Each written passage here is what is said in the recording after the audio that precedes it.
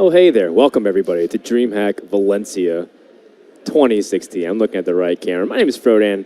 I was reading this exquisite book, which is just previewing us for an awesome weekend of Hearthstone. I'm joined at the caster setup by Sottle, over from Team Complexity, and Nimsh. And together, we're going to bring you guys a weekend of fun action for Hearthstone. We've gathered players from all over the corners of Europe, as well as some from international seas as well, to see who is going to play through the 9 rounds of Swiss and get themselves $8,000, as well as a handful of Hearthstone Championship Tour points. Nimsh, how you doing, man? I'm doing great. I was just looking at the camera, and it seemed like my legs are super big. Yeah, I was going to say, there was a lot of Nimsh on display there for a second. Yeah, Nimsh is actually quite the tall person in real life. I'm actually kind of just as big torso-wise. My legs are way shorter, so at least when we're sitting down, these chairs were equal, but if we're all standing up, kind of like how we used to do, we used to have that little platform. Well, you have a big personality, so, you know. It's the hair, trust me. Yeah, big where it counts. Sottle, how you doing, man? I'm doing great. Excited to be here. Can't wait to watch another Swiss. I mean, Swiss is a thing that we're still trying to work out the perfect broadcast format for, but being here to experience the Swiss is awesome. It's a fantastic format for the players. I'm looking forward to it. And I'm actually might be in the minority here, but I'm kind of interested in the meta game as well. A lot of people are expecting it to be... How are you in the minority? So a lot of people are expecting it to be stale, right? We've had several months of standard. We know what the best decks are. But I still think there's room to throw out some curveballs to counter those decks if we want to, you know, RDU style that we saw in DreamHack Summer. He got the read on Tempo Mage. I think there's definitely room for players to do that again. I'm looking forward to seeing what meta counters we come up with. Let's talk about that in a little bit. Let's go ahead and introduce and follow up on Sottle's excellent point. We are playing Swiss here. Now, we do recognize that not every person knows exactly what Swiss is. We'll explain that. Essentially, we have over 200 players here that's going to be playing 9 rounds against a different opponent that matches a similar record until we have a person that's undefeated and a person who's has nothing but defeats. And from there, we're going to take the top 16 players based off their performances and play single elimination. That starts tomorrow. We're all going to be playing last hero standing, best of 5 with a 1 ban. So that means you do bring 4 decks. And last hero standing at its core essentially just means play until you lose with that deck. But once you play it, you have to stick with it through better or for worse. And through this, we've seen a lot of players innovate, like you mentioned, the Tempo Mage. But we also have seen a lot of changes in the past month. But, you know, I think Swiss is something that people really look forward to, primarily because I think players really just enjoy the 9 rounds that they get to play, the fact that you get to lose once, maybe even twice, and still go through the rounds depending on how your record is. And overall, I just think that more games is more successful for a tournament. Absolutely. It's basically like you come here to play Hearthstone for 3 days, and not only the Swiss, there's also like side events. So even if you get eliminated from the tournament, and you get eliminated when you decide to basically leave it. Like after 3 losses, you can probably drop from the tournament. Sure. But if you want to keep playing, why not? Like there's a lot of pro players, a lot of great players here from Spain as well. Yeah. So just keep playing even if you get the losses. Sure. Just have fun. Yeah, you travel all this way to Spain, and if you play a game or 2 and you lose, and you're just like, well, this is just the first day. What do I do for the rest of 3 days? I guess I go to the beach and catch some Pokemanes and stuff. I mean, but you know, assuming in a world that doesn't exist prior to the Grand Prix starting, I think this is what makes it really cool. Take a look at how the prize distribution will break down. The winner gets a big chunk of HCT points, which is starting to become really relevant, not just because of the upcoming summer qualifiers, but also because of the last call. People are trying to jostle for position and get in the top 8 there. Also, the fact that we pay out to top 16 does kind of warm my heart because I think it will cover most of the trip, if not all of it for some Europeans. Yeah, straight away, I mean, if you get to the final there, pick up 10 or 15 HCT points, you're pretty much guaranteed to get into summer prelims, so that's just job done straight away. But as you said, last call is coming up now, so just your cumulative amount of HCT points is very, very vital at this point. And yeah, nice chunk of change put in your back pocket, like you said, 9th to 16th. You at least pay for your trip here. You'll have had 3 days, a great experience, essentially, for free. So I'm a big fan of payouts going a little bit further down, even if it dilutes it a little. Not to mention the local guys who have the tournament in their backyard, and if they do top 16, they have actually really good money to spend it. I think Swiss will also produce some names that we'll pay attention to. I think DreamHack Austin, the person that we were looking at primarily was Terrence Miller, or Terrence M, he goes by, and he had a pretty good breakout performance and now is starting to appear in other tournaments as well. Chalky ended up taking that tournament, of course, affirming him as a top player. Same thing with Summer. RDU was able to take that, but we also had some good breakout performances by Frozen. I think Frozen was the player to look at, and now you're starting to see him place well in ladder like he always does, and all of a sudden those names ring true. Who's going to be a story this weekend? I think we can go ahead and look at the schedule and show you guys how it'll progress. At the end of the first day, we'll definitely have some players noteworthy. We guarantee have players who are 7-0. So it'll be interesting to see who's going to be the undefeated person at the end of the day. Yeah, definitely. Getting undefeated after 7 rounds is going to be great, and it's going to guarantee you. Or does it actually guarantee you the top 16? I think like no. 10 people with 7-2 doesn't make it. Yeah, this is actually a really savage Swiss format because from DreamHack Summer, we've added players. We have more players, but they haven't added a Swiss round, so it's the same amount of rounds. So there will be half the 7-2s, assuming no dropouts. Crazy things happen with Swiss maths as you go through, but assuming no dropouts, half of the 7-2s wouldn't make it. So. We'll explain it more tomorrow when the tiebreakers and all these things will come into it. But for now, just essentially the thing that you have to follow is just keep following the people who win. And we'll be doing that too. And we're going to stagger it with 2 matches. We're going to have the first main feature match, as you guys can see. Tars versus Darkwonyx, already a battle between 2 players who are very interesting for their deck building. I want to see what happens there. In the meantime, we're also going to queue up a second series. So if the first one finishes prematurely, which I don't expect it to, I think Darkwonyx is, at least he's a big control time player. We might have slowly, some long games. But assuming that, we'll just play out the rest of the series for the second match, so that way we can fill out, because Swiss does tend to have a lot of downtime as we fill out the brackets. Definitely, and Tars, you talk about the meta game that can be like, shifting, and there's this guy who's bringing those weird decks. I think at the Hearthstone Festival, he actually brought Yoxeron in every deck he brought to the tournament. Sounds like Tars. Tars was the first person that really put Yogg Druid on the map in a tournament. At DreamHack Austin, he was bringing, well, it was different. It was a Summoning Stone Yogg Druid, but Summoning Stone Violet Teacher kind of share similarities. So it's essentially kind of what we were doing. It was the early skeleton. Right. Just purely by going down that line of conversation, we've lost 1 viewer from the stream already. Naaman has tuned out immediately. He's no longer watching. He was the victim of that Summoning Stone. Put him in a pretty much permanent state of tilt. He can't hear the word Yogg-Saron or Summoning Stone without getting triggered these days. But yeah, if this matchup that we see right here, Darkwonyx versus Tars, does not have some sort of interesting decks in it, then we can probably throw the whole thing out the window straight away, right? Because these are the 2 of the guys that are going to bring some funky stuff. For sure. I'll put my reputation on the line. Darkwonyx is always bringing the big decks, so like heavy control, super greedy. So I would expect maybe a Paladin from him. Dude, I think a control Paladin, like he'd be not only bringing the Zoth Paladin, but he'd like outfit it with all the bells and whistles. He'd probably put like Baron Geddon in it, probably put Guardian of Kings. Guardian of Kings, like probably include 2 Lay on Hands and maybe just like some ridiculous thing. Like I've seen him just do stupid stuff. I'm like, that doesn't exactly work. Like Alex Strasser shouldn't go in this ramp druid deck. It's like, no, it works. I'm like, okay. For him, it works. Like even DreamHack Summer, we had Darkwonyx on stream, and he was playing some funky stuff in his Control Warrior list. Like he had absolutely different cards that nobody else was playing. And for him, he plays Hearthstone because he loves the feeling of being able to create these decks. And I'm actually surprised to see him continue to be active after the expansion. I know Darkwonyx took a pretty extended leave of absence because he was really interested in getting to Heroes of the Storm and a few other games. But when he saw Whispers of the Gods started playing again and started getting back on track, the one thing that hasn't followed him, though, is results. But, you know, it just takes one good swing to finally get back in that conversation of relevance. And I would like to see him come back here. Because I know Tars, he's had his time in the sun recently, getting to the top 8 of the Winter Championships for Europe. I'd love to see Darkwonyx also take the series, just from my personal perspective. And it's he has a chance, because for the deck builders, there's this one tournament when they can shine. They just bring the special deck, and 5 times out of 10, it will not work. But 5 times out of 10, it will be good. And maybe this will be this one tournament for him. I'm sure. Citation needed for those numbers, I think. Where do we get the 5 out of 10 number from?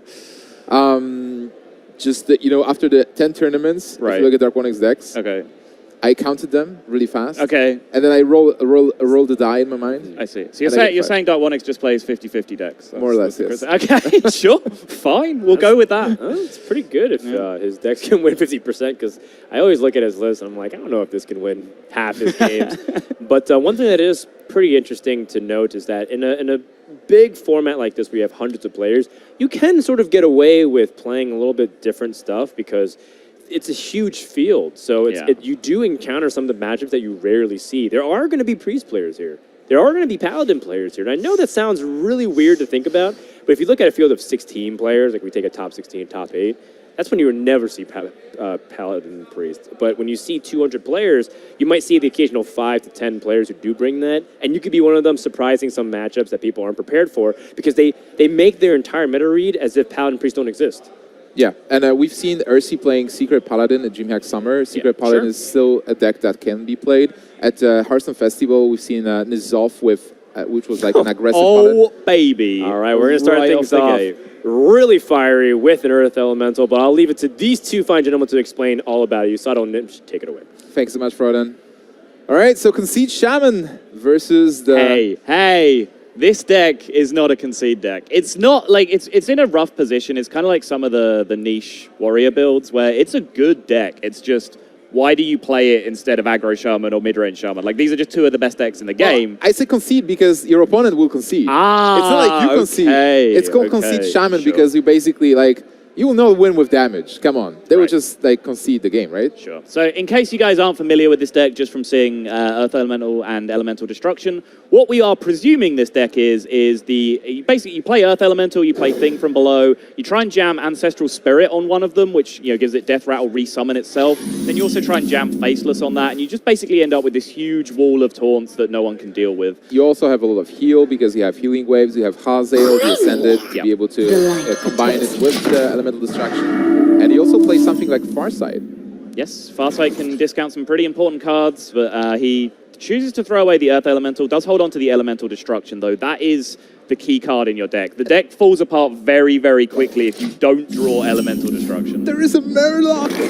There's a Murloc Shaman! Oh my goodness. This is the first time, so this is the first time in the tournament. I think Darkwonyx is obligated to give us the full rundown of the emotes, right? Just go round and show us what they all are. I think those are the rules right now. I think he should definitely do that. It would be strictly a misplay to not run through the emotes. Yeah, hopefully he will at some point.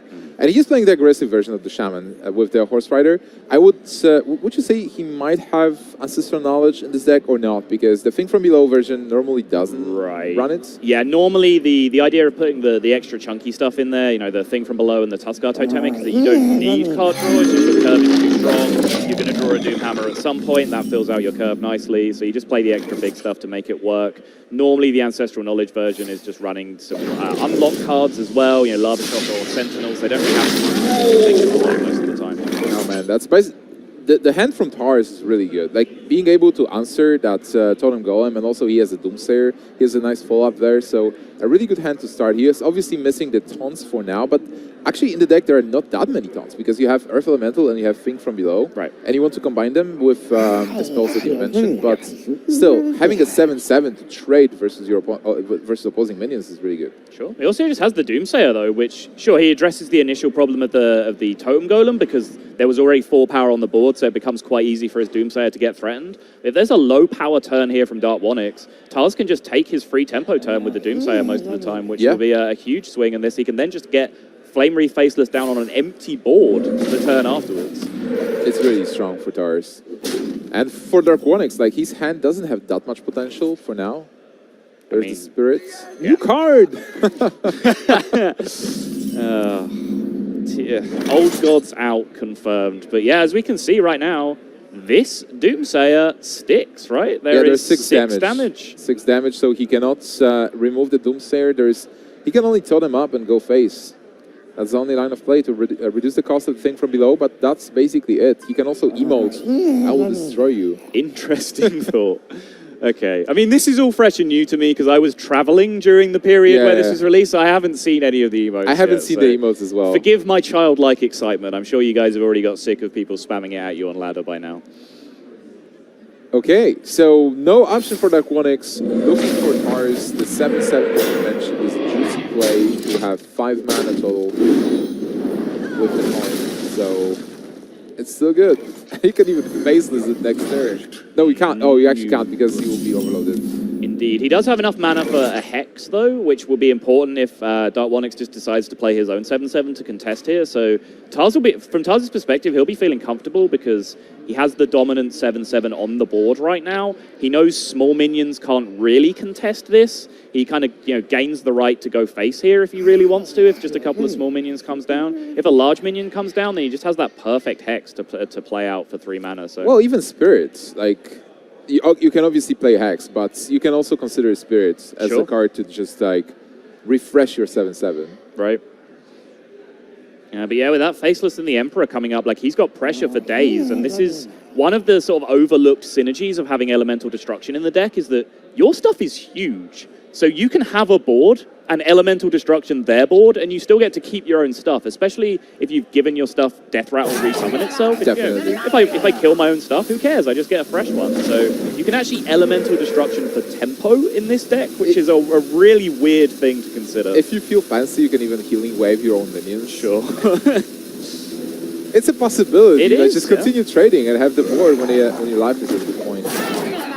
Yeah, so the thing from below is going to come down here, and we're going to see if that is enough to get the Hex out of Tarz's hand. That will leave the 7/7 to potentially come down and be more of a threat on the board. But well, maybe the Spirit now, actually, because if you Spirit and then trade, you have a 7/2, and when the 7/2 dies, you would get back the 7/7, Sure. so it's still a good deal. But Hex is definitely a play as well. Because there are not that many big targets in the deck. Like, you have the Thing, you have the 7/7 Faceless from the Aggro Shaman, but that's basically it. yeah, and I mean, I think you can safely Hex that. Basically, it's assessing risk reward, right? You can Hex that and say, okay, if that's the biggest thing in his hand, then that's a huge win for me. If he does have a 7/7 to follow this up, well, I still have a 7/7 on the board, so no big deal. So Definitely. the risk reward is so skewed in your favor that I think the Hex is pretty strong. It's also really good for the mana, because you've spent free mana where you had free mana, and Spirit is just cheaper to cast. My only thing was about the Spirit was that you have the minion right now, so you have a really good Spirit target, but you definitely have Spirit as a strategy with Faceless and something else. And I mean, even if he was to lose this 7/7 here with a big removal play, then sure, that's going to be a low tempo play from his more aggressive opponent. It's going to be damage sunk into removing this 7/7. And then he probably has a good turn next turn just by jamming Emperor or Fire Elementaling a small target, for example. Yeah. So, like I said, just risk reward assessment. It seems like Tarz comes out way ahead in this situation just by using the Hex most often. So here you can remove the 7/7 if you really want to. Yes. But it's probably not worth it here. So just developing the board and trying to get the damage, because just if you remove the 7/7 and if there is like an Earth Elemental, Sure. you'll be in trouble. So as annoying the 7/7 is, you just have to ignore it as this deck. Yeah, I think you can definitely disrespect that at least for a couple of turns. Like you said, with this wide board, it's a slow card if it needs to trade into all of these minions one by one. And you know what deck you're playing against at this point. Probably, having seen the Hex come down, you might think it's just mid-range Shaman. I don't think you've seen anything like super indicative of the Faceless Ancestral Spirit deck. Not yet. But you know you're not going to be under threat of dying anytime, next turn, the turn after. They're not going to suddenly set up lethal out of nowhere. So you know you have time to react to this episode. And honestly, at this moment, Tarz doesn't have any healing in his hand, and he doesn't have the taunts. So Sure. if Darkwonyx gets the correct hand, if he's able to deal enough damage, he might have that small chance to actually go through. Yeah, that Elemental Destruction is going to be a huge card, though, because we're getting to the point where, even if he doesn't pick up the Unlock card, the Lava Shock or the Sentinel, depending on what he's playing, he's going to have enough mana to, clear a board and at least then do something the next turn. It's not just going to be that absolute train wreck 0 mana turn that you sometimes have. Yeah, so the Elemental Destruction is going to be a huge deal here, and he might just be able to get through this without even picking up one of the Earth Elementals. Yeah, Tarz is still in a great position. All right, from Darkwonyx's perspective, if you start killing those minions, can you have a chance? That was a good lightning bolt, but then you need to do face damage. Right. Yeah, I mean, he definitely needs to push, and I like him keeping his Divine Shield consolidated because he knows that he does have to play around AoE here. So if the 7/5 has to go into the 2/1 to remove a Divine Shield, then that's probably a small win for him, and he'll take the small wins that he can get at this point. And so I like his line. He's addressing kind of the small things on the board that he can address and kind of ignoring that 7/5 and just going back to what I said on the previous turn. If Tarz has to use this as a trading tool, if Darkwonyx can keep putting him in a position where he has to keep using this as a trading tool, that's fine for Darkwonyx. This 7/5 only kills 1 minion a turn. That's slow in the long run. Yeah. But Tarz is just developing more and more power here, feeling confident in his life total, drops down the Emperor, speeds up his hand. Draws a Thing from below now, so he does have at least one sizable taunt that he can start to make some fun happen with. Yeah, he has a combo in a way, because right now he has a Faceless, a Taunt, and the Spirit in his hand, so he will be able to combine them. Farsight for 2 mana is also nice because you will draw something that will be 3 mana cheaper, so maybe you will actually get a Nerf Elemental from that. That would be the dream. That would be the dream. Tuskar Totemic is going to come out here, though. Flame Tongue Totem seems to be the dream, but, I mean, Darkwonyx is just drawing board at the moment, which is great, but anytime Tars wants to just flip the switch and just take this board away, he has the perfect answer. Mana Tide is great, that at least cycles a card before it gets nuked, but you know, Darkwonyx kind of needed to draw just the straight-up damage hand a lot earlier than this, because we've seen removal options from Tars, and we've seen big board presence of his own, but we haven't seen any of the defensive plays yet. He's only just drawn that thing from below, which was his first big defensive play of the game. Yeah, Darkwonyx was quite slow with his opening, and also the Doomsayer was big to control the game. So he decides not to go for the Faceless here, because it would just be easily traded. Or even like with the AoE, like you expect your opponents to have a Storm at least. So going down with Thorison being on board is too dangerous. He gets another 7/7. It doesn't look good for Darkwonyx. For Tars, he still didn't get his Lava Shock to be able to just get rid of the Overload, but... He does have Doomsayer, though, so he can use that kind of as a bootleg Lava Shock. He can just Elemental Destruction into Doomsayer and stop his opponent from developing the turn after, so he doesn't get immediately punished for his Overload that he's going to have on the following turn. It's definitely a possibility that he might consider, but just keeps picking up Ancestral Spirits, so he can make craziness happen at some point here, but not immediately. I think he can still like go for Spirits, and then Distraction, and then Doomsayer this turn. It's a really powerful turn. Overall. Yeah, I like that. I like that a lot. Definitely now that you've drawn the second one, because I would have liked to reserve the Ancestral Spirit now that you have the taunts, but maybe having drawn the second taunt, you're not even going to need the Spirit on the taunt. Like, the 2 taunts themselves will get the job done once you've discounted them a little bit. Yeah, Spirit Elemental Destruction Doomsayer looks... Well, I mean, that's... Well, you wouldn't play the Doomsayer in that case, right? You would just do Spirit Elemental Destruction, because otherwise... You play Doomsayer or Ancestral Spirit, because otherwise you just Doomsayer your second 7/7. So he chooses to go for the Doomsayer, which I think overall is better because you just do lock out your opponent's turn entirely.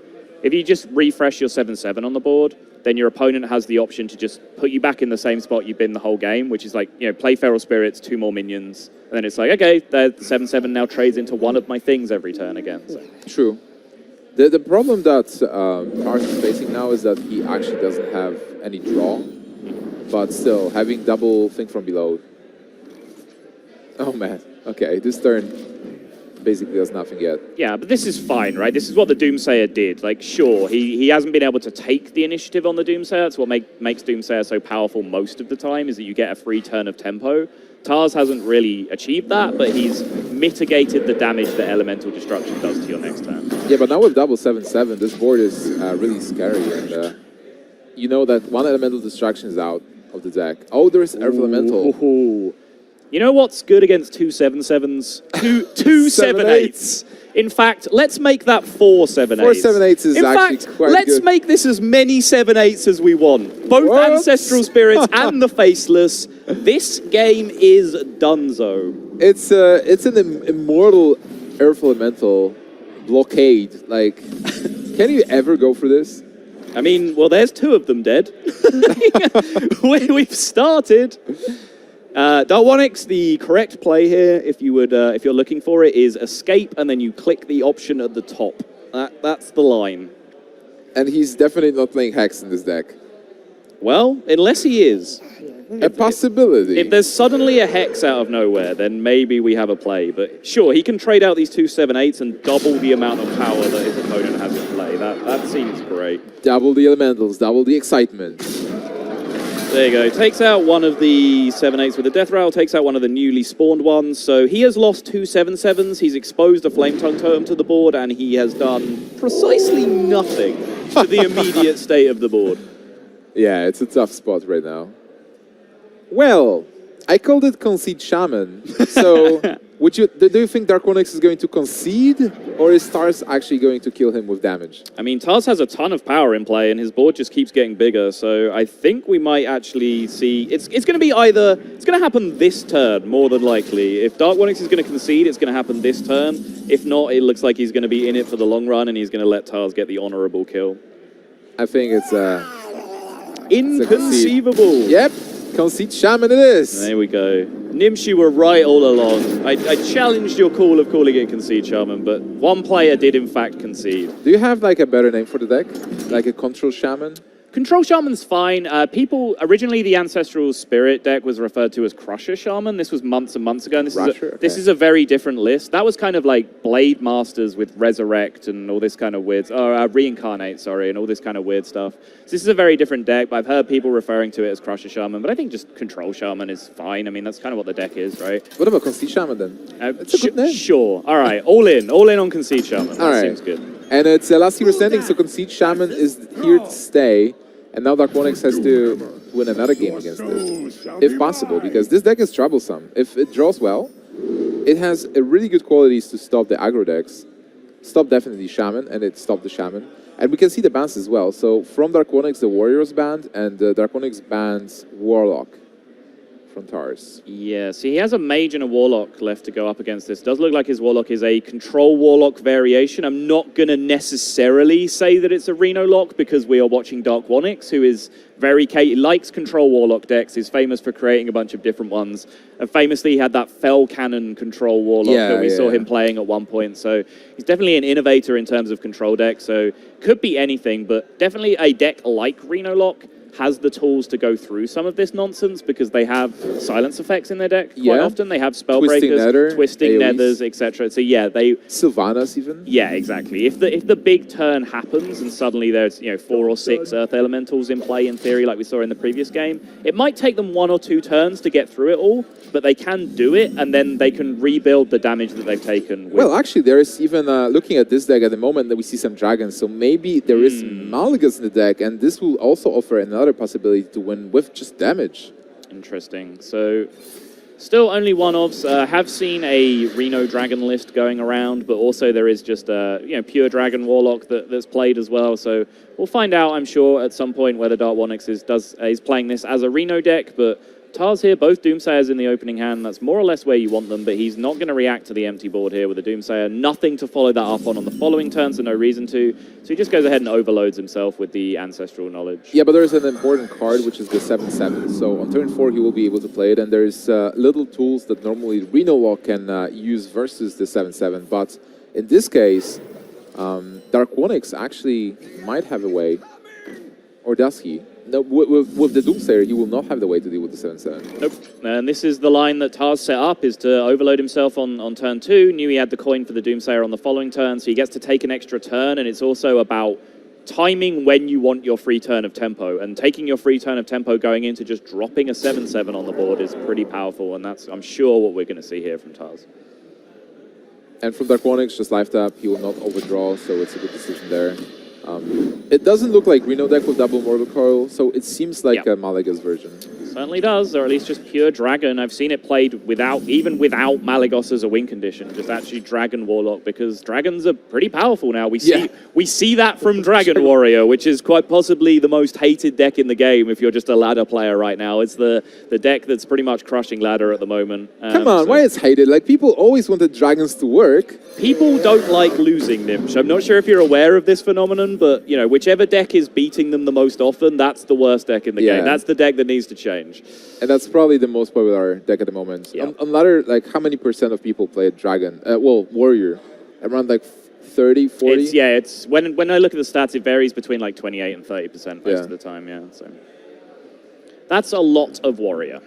Yeah. There are different builds though. Like, people still play Control, like Cthulhu Control, Normal Control, Tempo, even Pirate, still on ladder. Yep. And that's crazy, right? Suddenly Warrior is the most versatile class in the game after going for so long with just the one build. But back to this game, Tars has consolidated the advantage of his 7/7 here, and interestingly chose not to hex on the 4/9 there. Just chose to say, hey, I have a 7/7. This is contesting your 4/9 already. I don't really feel the need to hex it, but there is the Siphon Soul now available to Darkwonyx that can potentially punish that. Yeah, Siphon Soul is probably one of the few cards that can deal with this. Well, Hellfire was also an option, but then you will kill your own minion. So what do you think about holding the Hex, though? Because from Sylvanas? From Tars' perspective, sure, Sylvanas is definitely a big threat to this deck. from Taz's perspective, he probably just thinks Reno at the moment, right? He's seen nothing to say this is anything other than Reno. Yeah, so. and if you think Reno, you might be thinking Nizov Reno because that's like one of the most more popular builds. Which so makes it doubly more important. Exactly, to just keep the hex for the Fraddles. Nice, all right, I like it. And it's also like you have to think, how do you win this matchup from Tar's perspective? Because it's not like the Concede Shaman is built to win versus aggro decks, and you suddenly play versus a Reno, like you suppose it's Reno. So versus control, it might be troublesome. You might still want to go versus this, like with the same play he did last time, like just build an immortal Earth Elemental and just keep it alive. So now Tars knows something's up, and we see him just adjusting in his chair. He wrinkled his brow a little bit now. Now he's trying to work out what's going on, because that's the second Twilight Drake. Yeah, that's awkward. Yeah, so now he knows he's not... I mean, he's not necessarily ruled out Reno, because we've seen people in HCT tournaments, for example, playing greedy builds of Reno where they double up on the 4-mana threats. Yeah, so the Giants as well. Yeah, so Mountain Giants, Twilight Drakes. So, you know, Tars can't necessarily rule it out, but now suddenly he's adjusting his perspective. He's kind of replanning. He would have looked at a bunch of cards in his hand and figured out, you know, this is what I'm assigning this to, this is what I want to use this to. Now with this new information, he has to consider, okay, now I have to work out what deck I'm playing against again. I need to replan. I need to work out my overall strategy all over again. So you can see this turn, Tars, who has generally been playing a lot quicker than Darkwonyx, has suddenly taken a very long time to plan out this turn. And that's not just planning this turn. That's reassessing the whole matchup strategy. Definitely, and it also shows the skill of the player. Instead of playing fast and being like, all right, my strategy was to just smash face or whatever, he's actually reevaluated his strategy and going for a different line of play here, which is trying to control the board. Oh, that was a fast rogue. Interesting. So he developed the Doomsayer. I think he thought he could Lava Shock and Doomsayer in the same turn. I think that was his original plan, because he started his turn and then he picked up the Lava Shock and went to point it at the 4-2 and then put it back to his hand and emoted that's a mistake. So, I mean, just going back to the point I made, I think he just ended up thinking too long about, you know, what the matchup strategy as a whole is now, you know, based on the Twilight Drake reaction. There's definitely a mistake there from Tars, just missequenced, thought he had more mana available than he did, and didn't get to remove that 4-2, which means there's now a pretty nice ability for Darkwonyx to be able to answer the Doomsayer. The Raptor is so good here. That is a much better answer than he had previously. Yeah, the possibility of Hellfire was there, obviously, to just attack into it, clear the board, or just Siphon Soul, but then the 4-2, especially if your opponent is pointing a spell on it, you would think like, yeah, probably not, but Corruptor is great. Not only just deals with the Doomsayer here, but also builds up the board. Yeah, I mean, call that a top deck if you want. I mean, it was a great draw. It was a perfect answer, but you know, fact of the matter is, kind of Tars made a pretty bad mistake on the previous turn and kind of deserves to get punished for it, right? If we're living in Hearthstone Justice world, then yeah, sure. The question is, was there a better play though? Like, did he just want to Lava Shock instead of playing Doomsayer? Because if he'd have done that, he would have left just a 1-1 on the board against his 7 whatever he would have had. So I don't think it's a bad situation to put him in. I definitely feel like that's essentially throwing a Doomsayer away in the way he played it, because you would almost always expect it to get answered. The question is, can he also then deal with the 7-1, I think it was, that was left behind? Yeah, exactly. So still, like, that setup was demanding an answer from Darkwonyx. Right. But I think it's also clear that that is not what Tars intended to do. Yeah, that's not what he wanted. That was not what he wanted, for sure. All right, so now we do have a possibility for the Blackwing Corruptor and Twilight Guardian. A pretty nice setup if you want to build up a board. If he wants to keep the Corruptor, like Corruptor is really good to use it on the bigger minions maybe, because it's free damage to something. Yeah. That's why he goes for Arzdrig instead. It's fine as well. Like Corruptor will be a bit more damage on board, and then you deal with the minion as well versus Shaman. Versus this Shaman, I'm not sure how relevant it is, because I would not expect Flametongue Totem. Exactly. I think you just kind of value that Blackwing Corruptor for the damage it can deal. You know you're going to have to bust through a lot of stats of Taunt at some point. You know, that's going to have to happen. So keeping the Blackwing Corruptor to be able to deal a relevant amount of damage to a relevant target seems more important than dealing with a 1-1 there when you so easily overmatch the 1-1. And you can see, like, Tars just chose not to attack with it. So it's like, this thing's useless. Like, what does it do? Yeah. Actually, attacking with it would probably be good, because then you avoid a coil. It's hard to adjust to that mentality, right? Because quite often when you're playing against control warlocks, your brain just goes, okay, I've seen the coil now. Like, once one It's coil has done. been cast, like, okay, coil's done. But of course, you've already seen double Twilight Drake out of this deck at this point, so you know it's not necessarily a Reno lock. And now, having seen double coil, he's probably confirmed there's no Reno Jackson in there. Like, no one's going to play double coil and double Drake in Definitely. Reno lock. That's crazy. Too many doubles, especially like I think for Tars it's obvious now that this is the Dragon deck, so he will be expecting Malagas, Right. possibly. But this is the beauty of Hearthstone and those big Swiss tournaments, that some players they actually bring new decks, and you might know what the best lineup is, and everybody agrees that this is like a Tempo Dragon and Yogg Druid, Zoo, and Aggro Shaman. But if you bring something new and surprising, it's really hard to adjust and play against it. And Sure. if you win versus a player like Tars with your unknown deck, and then you face like the field, you might actually win versus people because have you play tested versus this deck? Have I? Yes. I have, yeah. You didn't have play test against the Malagas Dragon? Sorry, I thought you were talking about the Concede Shaman. No, I play tested versus Concede Shaman as Okay, well, but like sure. the Dragon, I'm talking about the I Dragon have deck. not, no. Cards Yeah, on the like table, Dragon deck no. is absolutely surprising to me at this stage. I have played this deck in theory. I mean, it depends what the exact build is. I've played just like the mid-range Dragon Warlock that doesn't have Malagos in it, which is personally what I'm suspecting this to be, but we can still draw a Malagos at any given point here. I think there is no reason not to play Malagos in the list like this, especially... Well, also Fire is actually from Dark Peddler. Yeah, exactly. So, sometimes you need to put that Soulfire in the deck, and sometimes you just don't want to. Dark Bomb's gone, so that's a big consideration as to why people ran Mali Warlock in the past. So generally, you don't want to run Soulfire a lot of this time in this deck because you just want to keep Dragon Synergy in your hand. Yeah. You don't want to risk discarding your Dragon Synergy all the time. So there definitely is a mid-range list that's kind of just bubbling under. It's not one of the big decks, but it's definitely kind of out there and known about a little bit. That Actually- doesn't play Malagos. Actually, you're right, like, because there is no Dark Bomb as well. Right. So, and if you don't run Soulfire, why would you run Malagas, right? Exactly. Okay, And there's a taunt. there's the party starter. It's not much, but it's something. And the problem is Twisting Nether. Like, if you expect Twisting Nether from your opponent, but do you really expect Twisting Nether from the Dragon deck that tries to have Wait. board all the time? Isn't Twisting Nether good for you here if it happens? If you play Earth Elemental Ancestral Spirit and it eats your opponent's board that's there now plus a Twisting Nether, isn't that just a good outcome for you? You have no board afterward. Like, you have no follow-up, right? You have Thing from Below. But you don't play it this turn. Or do you? No, you don't. No, I just hold on to it. Yeah. Hey, there is a Soulfire. There is Soulfire in the deck, Yep. so maybe he's actually playing Malagas as well. Could be. I've actually started seeing some people at Deathwing, like with Maverick winning the Hearthstone Festival with Dragon Control with Deathwing.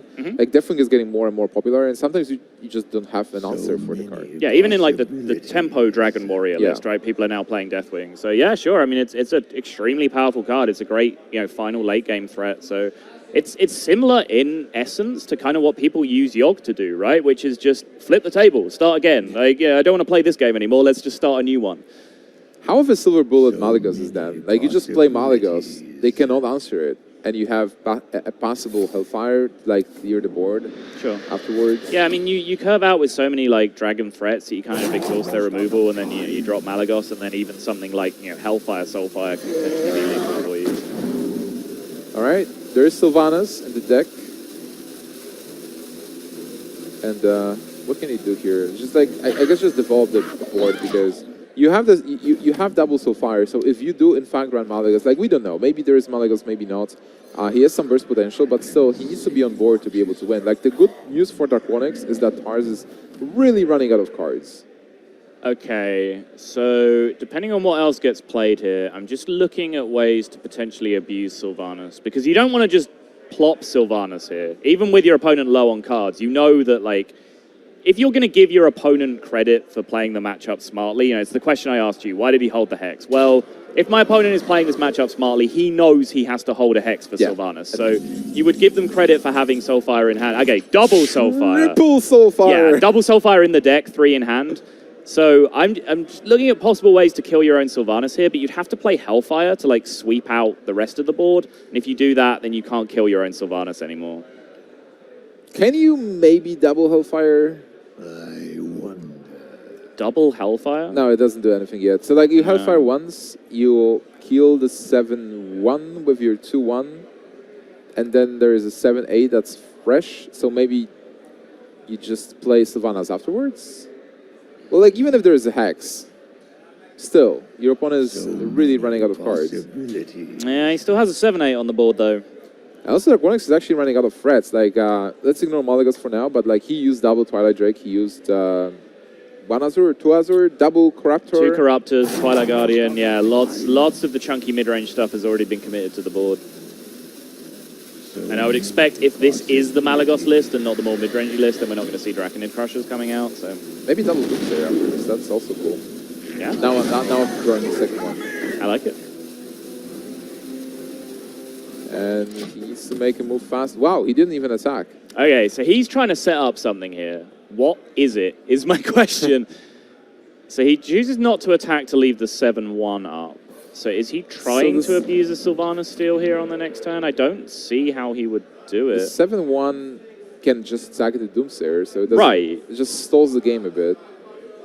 Is he inviting Tars to play like more minions, and he hopes there is no Hex? Maybe. It's an interesting situation because he could have sent his 2-1 into the 7-1 and he'd have a 1-1, there would be a 7-8 on the board. The same thing would happen. 7 power would hit the Doomsayer. But that's opened up this line of just 7 to face. That's actually pretty strong recognition from Tars. Is like, okay, I could have a 7-1 and just keep the board the same, or I could just deal 7 damage and have a brand new 7-8. I've established this isn't a Reno deck. Yeah, and this is actually pretty good because, like, even if there is Sylvanas with something, like Sylvanas with Taunt, you still can Hex it and then Fire Elemental and then go face again. But there is Alexstrasza to heal yourself up. Sure. And here's a question. Is this what Darkwonyx was hoping to do? Because now he can steal the 7-8. Now that it's the only minion on board, he can start soul-firing his own Sylvanas if he wants to. Yeah, but it is dangerous, but... Well, the Soulfires, in essence, can win him the game as well. Like, his opponent is going lower and lower. 12 damage from Soulfires. I think, like, Sylvanas Argus is still, like, what you're looking at. But, I mean, it goes back to the point, right? That Hex has been there for a long time. He knows a card is being held. He's seen mana getting floated. He knows cards aren't being played. If this Sylvanas dies without stealing that Earth Elemental, how does that Earth Elemental ever leave this board? He's used 2 Siphon Souls already. Well, you still have 3 Soulfires. Sure. I mean, you're going to triple Soulfire? I don't know. I don't know. It feels like the third one's going to get discarded pretty often if you have to double Soulfire the Earth Elemental, so... I don't know. What other spells do you have as Tars in your deck? Like, do you have any burn spells? Like, you have Lava Shock, but you've used 1, so you have a second Lava Shock to deal with the damage. That's interesting. He chose not to Fire Ellie the 6-3, just played a Halazeo instead. It's board and Fire Elemental is damage to face. Very true. So that's why you try to, like, you know, you have no cards. Like, if Warlock deals with this board, your only way to to win this game is for damage. So yeah, we now have the situation I talked about where the Sylvanas is gone, so now he has to find a different, more creative answer to this 7-8. The Arguses help because that allows him to only use 1 Soulfire, which is a lot more appealing. Yeah. I think, like, pretty much with any hand, you almost never want to cast double Soulfire in the same turn, but... I don't know. I was considering doing it on the previous turn with your Sylvanas, because at least that way you get a 7-8 out of the equation, even though you decimate your own hand. So you can Hellfire as well. He can. He can Hellfire, Soulfire, and clear. Yeah. And that's really close because Fire Elemental can deal 3 damage. So if Tars picks up the second Lava Shock, he's probably not playing Bolts, right? Well, there's a brand new Earth Elemental. Yeah. You had so much trouble dealing with the last one, try this one out for size. It looks good.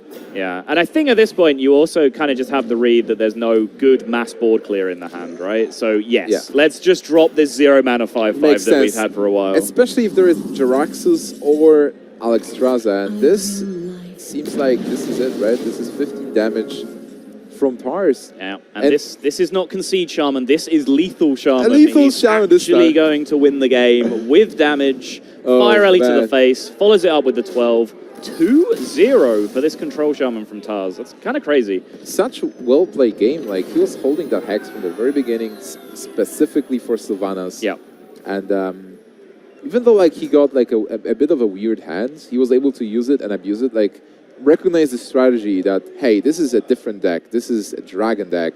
Probably no heal. I just need to go face and do face damage with my big minions. Right. So let's talk about the Sylvanas for a second, because, you know, I said it in kind of contradictory terms in the end. It's like, I said that you never want to double Soulfire on the same turn because it just decimates your hand so badly. Yeah. But he had the option to just kill his own Sylvanas immediately and steal the 7-8 on that turn where Taz went face.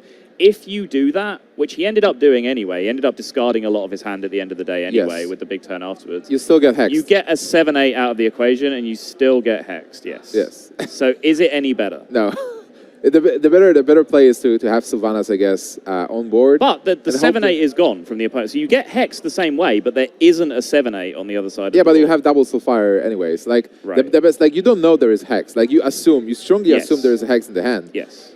So, because you don't know for sure, you have to go for Sylvanas play first. Okay. And if there is hex, well, you'll probably have to double Soulfire the 7-8. Okay. So, like, it's basically the same thing, but you have a better outcome if there is no hex. It's the same thing, right? It's the same thing, but if you're wrong on your read, then you've just made a great play by having Sylvanas on the board. Yeah, sure, okay, I buy it.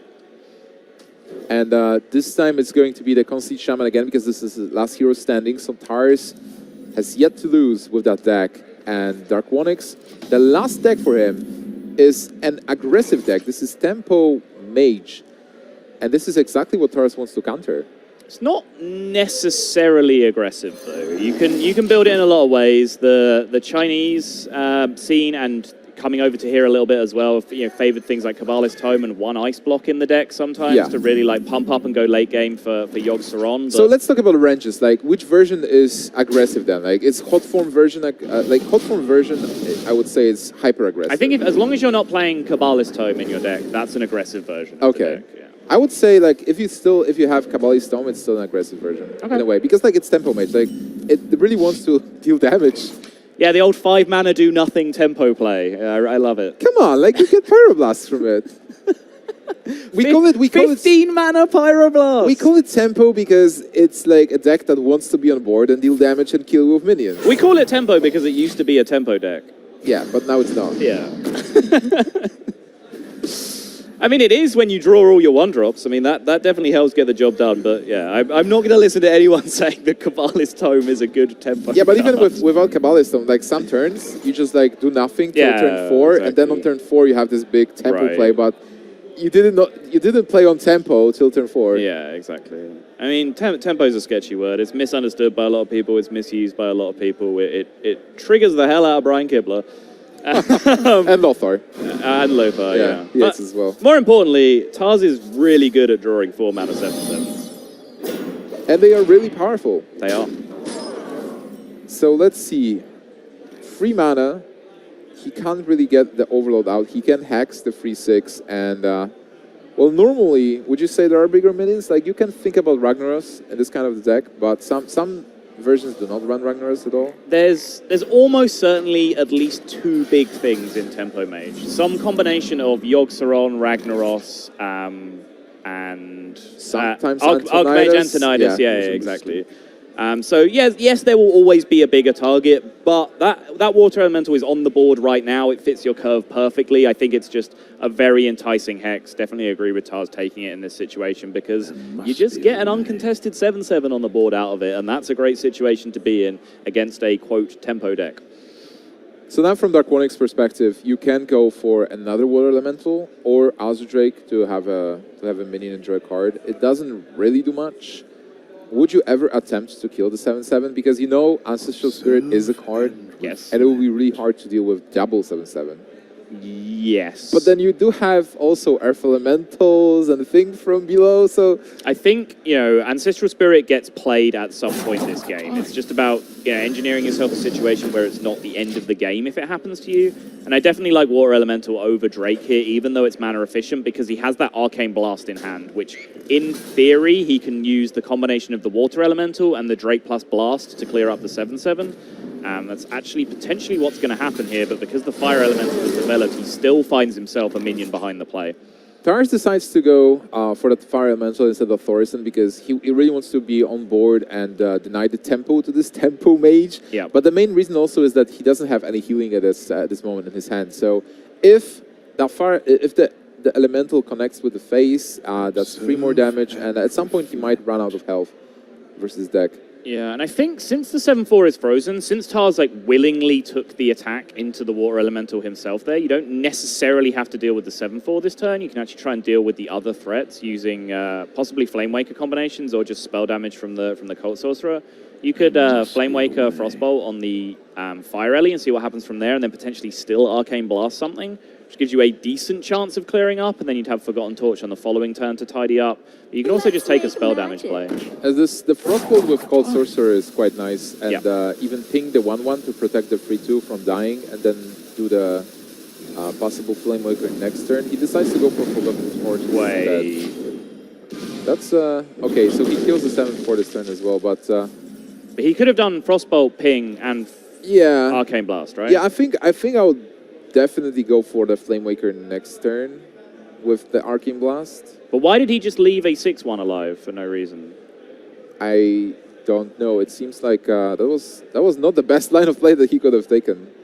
I'm not miscounting mana, right? He had 6. So... Yeah, he had 6. So basically, you play the 3/2. You have 4 mana left.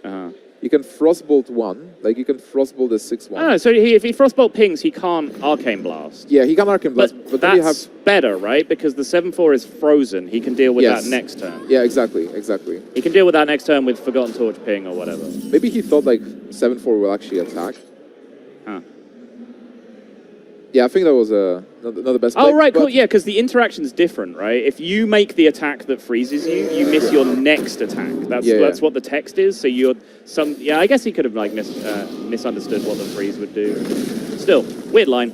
Let's move on. Yeah. So we are here with the Stormcrack, and still Tars is in a really good spot. He can play Thorison this turn. He can even face this the 7/8. Thorison is a bit better, I guess, to be able to have more plays next turn, and it's not like it does play around. Like, Flame Strike even doesn't do that much on this board. Nope. As I said, that like the minions in this deck are just so huge. Like, some of the time you just AoE your own board, casting Elemental Destruction on your opponent, and you just shrug it off. It's just like, 5 damage to my own board, sure, fine, I can deal with that. I have 7/8s. So it looks like this is a setup for a 2-turn clear, using the Frostbolt this turn and the Flame Strike on the following turn. But I mean, the second Flame Waker got the job done, even if the first one didn't. But that draw is huge. That is 3 Earth Elementals that he just drew. Yeah, in a way. The only problem is the Earth Elemental is actually at 7/4, so it's fine. You might not want to go for it this turn. Really? Really? Well, right now we have a great way to deal with the Flame Wakers. And even if you are being hit by the Flame Strike next turn... Right, but if you lose that Earth Elemental, you're not just losing that Earth Elemental, you're losing 3 other Earth Elementals. Right. So you just do it. Like, this is so much power. It is really good. It is really good, definitely. It's just, like, sure, you leave a Flame Waker up, but what does this Flame Waker do? It's just nuts. Like, if you get this rolling, this deck just beats things. They just cannot answer endlessly respawning 7/8s. That's the main combo of the deck, right? Yeah, exactly. And a lot of decks, they just don't have a card that can answer this. Right. And what's crazy is, like, when I've played this deck, normally the games where you, like, get to this point where you're actually spawning Earth Elementals is because you got a great Elemental Destruction off at some point. And Tars hasn't really relied on Elemental Destruction that much during these games. It's just because... Mostly Faceless. Just early Faceless, Doomsayers. Right. Yeah. It's interesting. And also just the decks he's been playing against. I think Darkwonyx is a good player for Tars to have come up against with this deck, because Darkwonyx isn't going to be, you know, just slamming Tunnel Trogs and Flame Imps into his face. Sure, yeah. But then, even if your opponent is slamming Tunnel Trogs, like if you have a Doomsayer, they can just, they lose the board. And this deck, like Conceit Shaman, is specifically targeting the... There you go! Yeah, that's it, Conceit Shaman! All right, nailed it. Man, Tars taking the series 3-0 with that Shaman deck. What a great opening, actually.